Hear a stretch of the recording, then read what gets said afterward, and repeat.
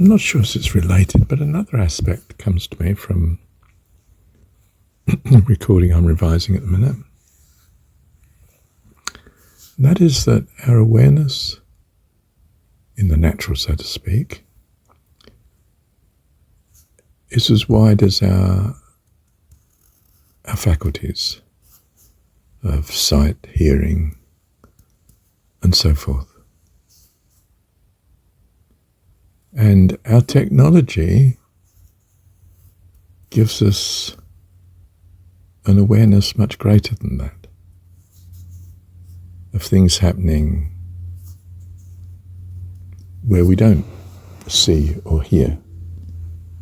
Well, we do now, we see it vicariously through a film or television program, a broadcast, or, Wi-Fi and so on.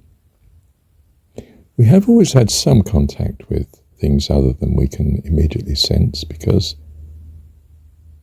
we developed speech, and speech could tell us about things that we can't see or hear at present that may have happened. And that starts to affect our way of living. And that's been very helpful, of course, where such things that we're told do affect our welfare.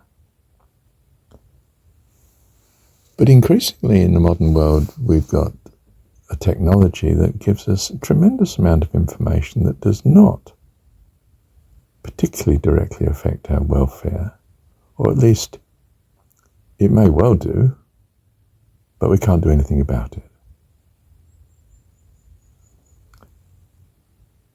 In other words, our technology has an unfortunate externality of not simply helping us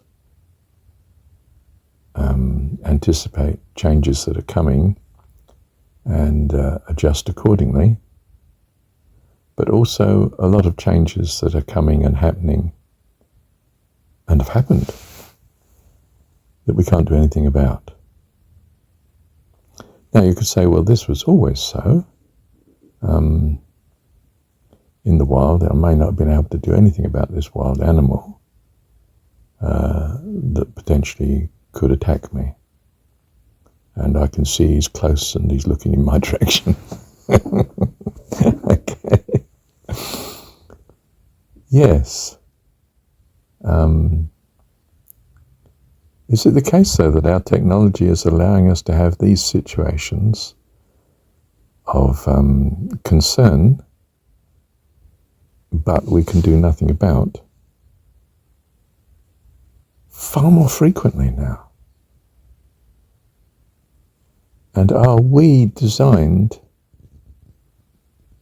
to cope with such, or can we cope with such? Can we adjust so that we can be stormed with amazing amount of problems in the world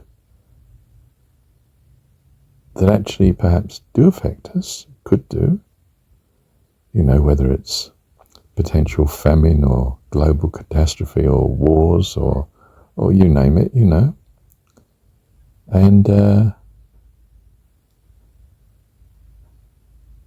I can be preoccupied now with a lot of things that I can't do anything about. And is this almost by definition a great problem to our peace of mind? In other words, a negative externality of this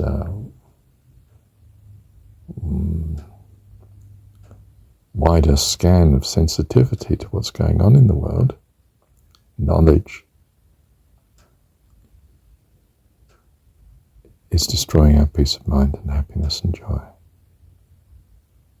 We're permanently preoccupied with what happens if, what can I do about, and I can't do anything about it. I'm now worried about asteroids that could hit the planet.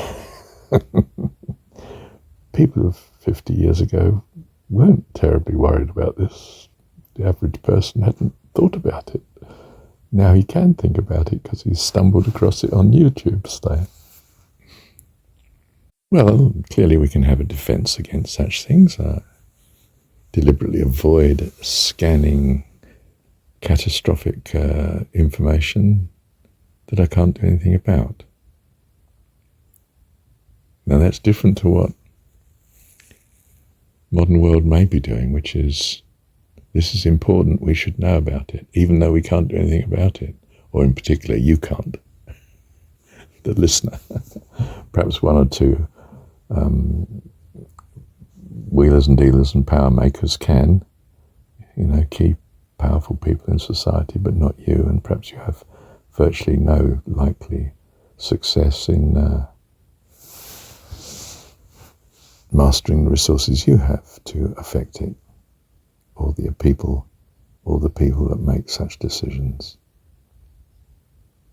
In other words, our being informed is tantamount to being stressed, depressed, worried or concerned, preoccupied. And it's affecting our joy and our peace, and therefore our general happiness, optimism, creativity, and so on. It comes down to the very simple rule again: be careful of the company you keep and the media you expose yourself to minimize the bad effects. But on the other hand, you want to optimize. You do wish to know to some extent what's going on, to prepare accordingly where there is reasonable possibility of it affecting you, and you being able to affect a good response to it. Otherwise, you wish to leave it alone. From the point of view of happiness and well-being, fullness of life. I'm not sure what the rules are as to how open you are and to what, but it's something of this order, isn't it? Thank you, Heavenly Dad.